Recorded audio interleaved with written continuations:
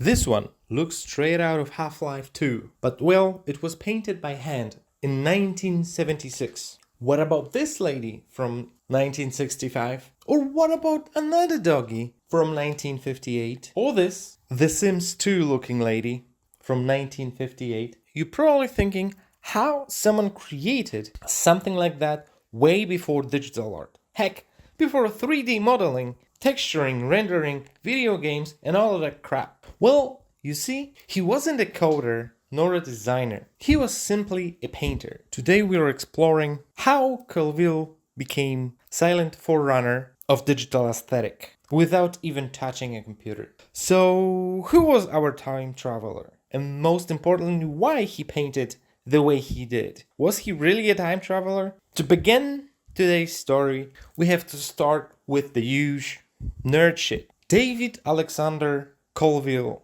born August 24th, 1920 in Canada. Though born in Toronto, grew up in Nova Scotia, his family moved there when he was only 7 years old. Unfortunately, shortly after they moved there, Alex contained pneumonia, from which he almost died. But where one door shuts, the other one opens, and the door shut indeed. As it was like 1920s, so antibiotics were just being invented, so to recover, he had to be isolated in bed for half a year. I could not imagine this, being stuck at home for that fucking long. And as mentioned, during the time, he almost passed. And his mom supplied him with books and art supplies. So, first half a year in the new home, he spent doing three things: reading, trying not to die, and drawing. That opened art world doors for little Alex. But it also had huge consequences, as he himself expressed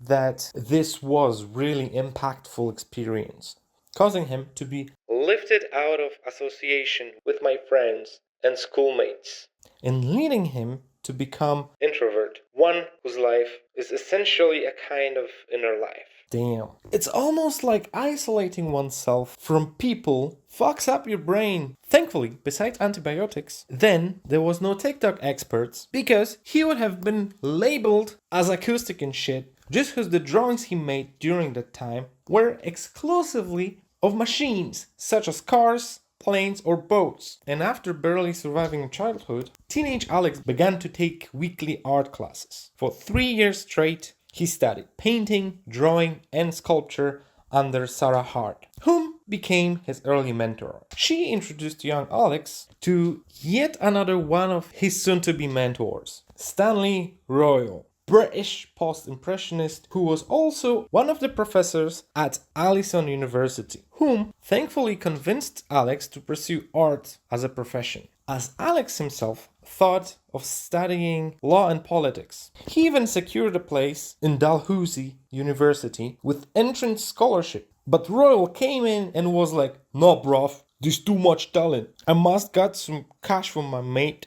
And he got Colville equivalent scholarship at Mount Allison Fine Art Academy, which he started in 1938. Phew, what? It's like 1930s. It's dangerous to not let people into art schools, especially if they have interests in politics. Anyway, back to the school. To academy. What 18-year-old boy does at university? That's right, meets the love of his life, of course, and that's exactly what happened at Mount Allison. You see, Alex just met the love of his life and lifelong muse, Rhoda Wright, whom was also artist herself. On top of that, she liked to move. Her hobbies included, but were not limited to, swimming, skating, dancing, and on top of all that, she liked to sing, play the piano, and, as mentioned, was a visual artist. Alex depicted her plenty of times doing these and other activities. Even the Sims lady from the beginning was her. In fact, all of them are her.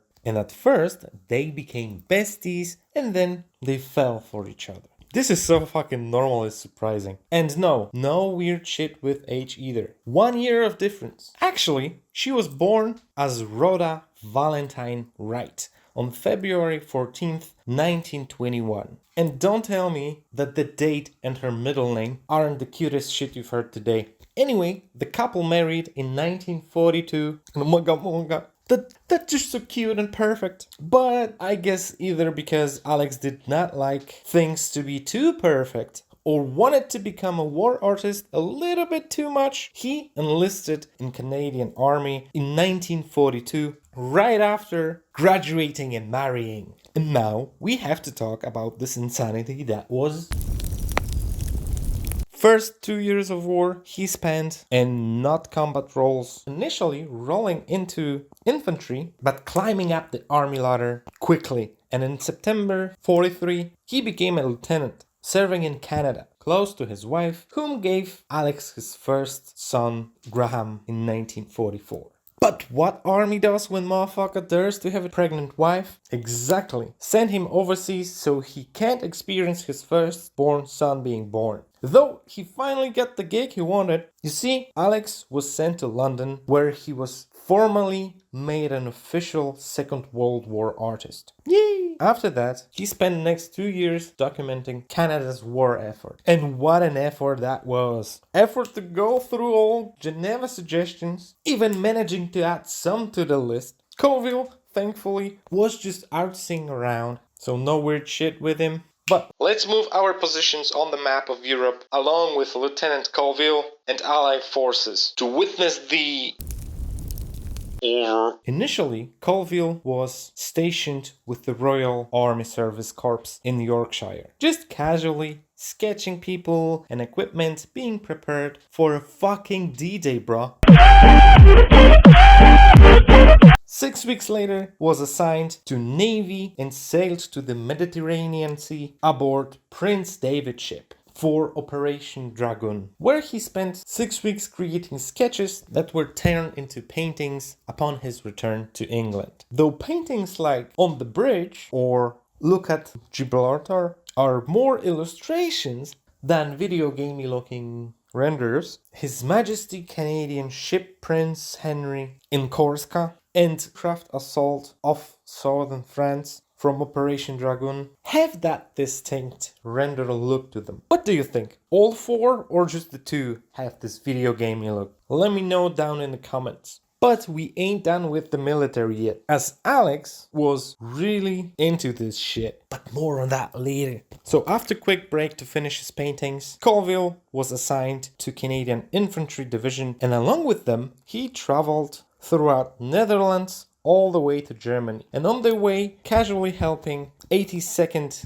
Airborne Division in Nijmegen. I don't fucking know Netherlandish. I mean, just look at the cool plotting table. But there's more! Anti-aircraft gun near Nijmegen Bridge. Or the bridge itself. What about some aftermath in Nijmegen Island? Then they started moving to Germany. And on the way, Colville captured even more destruction. But his paintings tell perfectly captured story of his unit. First we see some tanks in the workshop, then we're advancing with the boys, then we got grave of a Canadian trooper, some shattered landscapes, destroyed enemy vehicles, and oh shit, in a German flare goes up. We have some dugout illustration in Germany, one during the winter, the other one a gunman position in Germany, some captured airport, and among other things, Colville was tasked with depicting the horrors of concentration camp and was present at its liberation. Besides painting of a camp itself, with a giant grave pit in the front, we can see exhausted prisoners and plenty of corpses. Some on the road, some in the grave. Genuinely most fucked up shit you can witness. Colville also had an army-issued camera at the camp to capture the extremes of inhumanity. And don't look these photos up unless you somehow think that Hitler was based, then I strongly recommend looking at them for so long you can't erase these from your memory. After liberating camp, Colville came back to Canada, where he spent last 6 months of his career creating oil paintings based off of his watercolors, sketches and photos he had taken along the way. Now, these horrors of war must have fucked him up, surely, innit? Nuh-uh. At least not according to himself. Colville stated that horrors of war in his art were overly emphasized. He rejected a thought of him personally being a victim stating, "The war had profound effect on me, but it was all about the action of the war. All my instincts as a kid were to find action, and war is action to the nth degree. It's amazing in a sense how tough people are. I wasn't sickened or horrified or anything." Though, after his passing, a watercolor of camp bodies was found tucked away in his studio, which, unlike the other works, he didn't send to Canadian War Museum. This quiet act suggests deeply profound and perhaps unspoken impact, or a testament to his lifelong habit of keeping bad experiences tucked away but close at hand. Which was kind of his philosophy. But yeah, if it was as he was saying, the dude was metal as fuck. And if you want to be metal as fuck, subscribe to this goddamn channel for more shit like this. Okay, upon his demobilization, Colville returned to Mount Allison University, where he was teaching for 17 years, from 1946 till 1963. However, in 1963, Alex made pivotal decision. He resigned from teaching to pursue painting full-time from his home studio in Saxville. Furthermore, Colville chose to be isolated from the art world to avoid its influence and to concentrate on his own vision. So, how did he paint? His style is often categorized as magic realism, and I fucking disagree with that. For me, it's pre-computer renders. I mean, there is something magical about his work, don't get me wrong, but it ain't literal magic shit. Also, another thing, his style can be compared to pointillism. Why? Because it was built on almost obsessive precision. Like literally every element of his paintings was meticulously planned using complex geometry, and even leading to the true story of Colville measuring a dog for his compositions. Dude literally was measuring a goddamn dog to have it perfect on the painting. No wonder his work looked so computer-like, with almost machine-like analysis. But his perfect compositions didn't just happen. Dude sketches like crazy at first, and then chops it all down into simple geometric shapes, then rebuilds them using life models, and makes the whole thing fit the picture he had in his head from the get-go. And one painting could have taken months. He painted layer after layer of thinned paint. To put it simply, dude didn't fuck with impasters. All of that wasn't about recreating reality. It was about composition, certain idea of reality. He lines stuff up with shapes, patterns, so everything feels balanced. Like he takes a moment that should pass quickly and makes it feel eternal. His subjects always were the ones around him. Army boys, the landscapes, his pets, his family, and especially his wife, Rhoda. Which, as mentioned, he often depicted doing a bunch of stuff, but he also depicted her nude plenty of times. And before shipping the paintings off, he liked to display them at home as like a centerpiece or whatever. And apparently for his children, that was totally normal, but made Rhoda uncomfortable at times. And I bet every damn time they had guests, she was cringing as fuck. On the surface, his stuff looks regular, just everyday moments. And he flips that simple into something deeper, like his own myths about love, loneliness, and isolation. Something he called the myths of mundanity. For example, let's take one of his paintings that probably made Rhoda uncomfortable while on display, Woman in a Bathtub from 1973. Ray Crowing, he's a curator who studied Colville. He straight up calls it the perfect Colville painting. Why? Because it has that crazy mix of closeness between a couple, but also gives off this heavy, brooding vibe. To Colville, it wasn't just a quiet bathroom scene. It was about family being shielded against a world that feels threatening. Now, take to Prince Edward Island from 1965, and you've got this woman with binoculars staring straight at you. But what about the man behind her? He's almost hidden, blocked out. Colville even broke this one down himself, saying, "The woman sees I suppose the man does not. This ain't just a cute line. That's a commentary on the perception and gender roles. Let's be honest, we don't even notice when you get a haircut. So maybe he was cooking, bruh, with that messaging there. But was Colville always perceived as genius?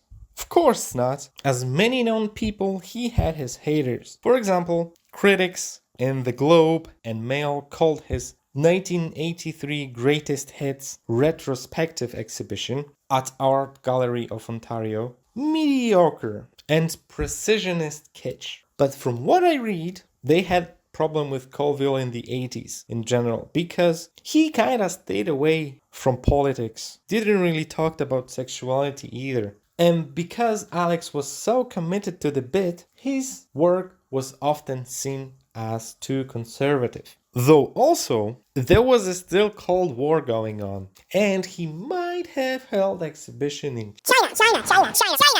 Specifically in... 我在北京 So probably some morons hated him for that too. Cause, I mean, the exhibition was worldwide. Bada boom, Mr. Worldwide. And was also displayed in cities like Tokyo, Hong Kong, and London. But do you think Alex gave a shit about haters? Nuh-uh.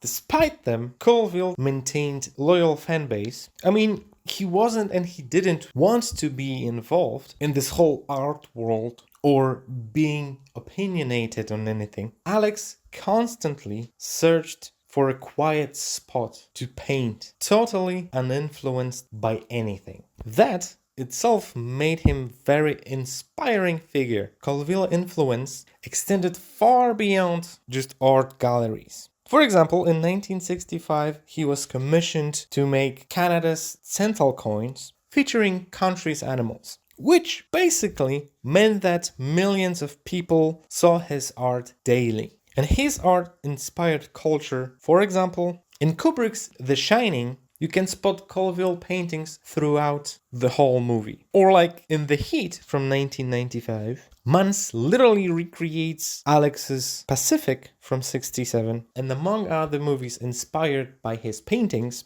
we can find No Country for Old Men or Wes Anderson, Moonrise Kingdom, recreating to Prince Edward Island. Colville is the GOAT of Canada's art, and people saw that as he got lots of awards, honors, including but not limited to Companion of the Order of Canada of the highest level, Molson Prize, Dunn International Award, and got so many honorary degrees, man. Smack that subscribe button so I have as many subscribers as my G had honorary degrees. In his final years, Colville suffered some heavy personal losses. Firstly, his middle child had passed away, and then not long after, his wife Rhoda in 2012. Alex himself passed peacefully at home in 2013 at the ripe age of 92. Colville always was and always will be the GOAT of Canada.